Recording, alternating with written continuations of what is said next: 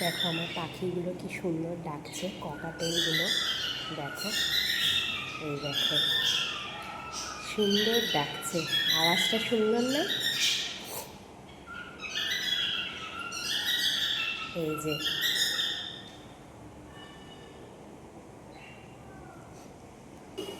এই ককাটেলগুলো আমি নতুন নিয়েছি, আমার ভীষণ পছন্দ ককাটেল।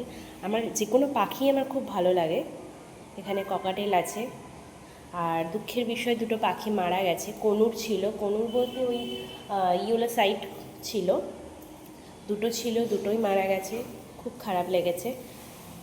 আর এখানে আছে বদ্রি পাখি, নিচের একটা ফিমেল মারা গেছে, আর ওপরেরগুলোতে আছে।